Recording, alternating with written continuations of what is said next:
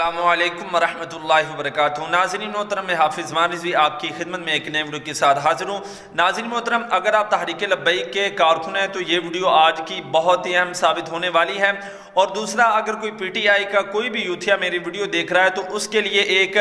Message بھی ہے اور اس کے منہ پر ایک تماچا بھی ہے، ویڈیو ضرور دیکھنی ہے۔ ناظرین محترم، 3 اپڈیٹ آپ کے سامنے رکھنی ہے۔ پہلے نمبر پر آپ کو بتاتا چلا جاؤں کہ وزیر آباد سے ہمارا جو لانگ مارچ ہے، ہمارا جو دھرنا ہے وہ ختم ہو چکا ہے۔ جی ہاں ناظرین محترم، علامہ مفتی منیب الرحمان صاحب کے کہنے پر وزیر آباد سے ہم نے اپنا جو لانگ مارچ ہے وہ ختم کر دیا ہے، اور وہی لانگ مارچ اب مسجد رحمت للعالمین کی طرف آ رہا ہے۔ اور دوسرا کہ یہ آپ خوشخبری کی نیوز سمجھ لیں کہ انشاءاللہ قانونی کارروائی کے لحاظ سے مکمل، پہلے کچھ رکاوٹیں تھیں، جس طرح کہ فورس ڈول کا جو کیس تھا وہ علامہ سعد حسین رضوی صاحب پر تھا، تو اب ساری قانونی جو کارروائی ہے وہ مکمل ہو چکی ہے۔ قانونی کارروائی سے علامہ سعد حسین رضوی صاحب جو ہیں وہ رہا ہو چکے ہیں، اور جو فورس ڈول والا کیس تھا اس کو بھی غیر مؤثر جو ہے وہ قرار دے دیا گیا ہے۔ اور اب تحریک لبیک کی جو مرکز اور حکومت کے درمیان کچھ باتیں طے پانی اور علامہ سعد حسین رضوی صاحب جو ہے وہ رہا ہو جانے، باتیں کیا ہونی کہ وہی کہ آپ نے جناب کوئی زیادہ استقبال نہیں کرنا۔ خیر، دوسری جو اہم ترین اپڈیٹ ہے اور جو ہم پر سوال اور اعتراضات بھی کیا جاتا ہے، کچھ لوگ یہ کہہ رہے ہیں کہ فرانس کے سفیر کے حوالے سے تحریک لبیک والے پیچھے ہٹ گئے، تو ویڈیو ضرور مکمل دیکھنی ہے، اہم ترین اپڈیٹ ہے۔ سب سے پہلے تو آپ کو میں یہ بتانا چاہتا ہوں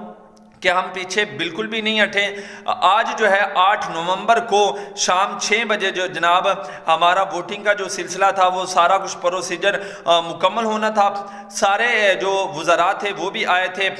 بڑے بڑے وزراء، لیکن جناب عمران خان خود کہ جو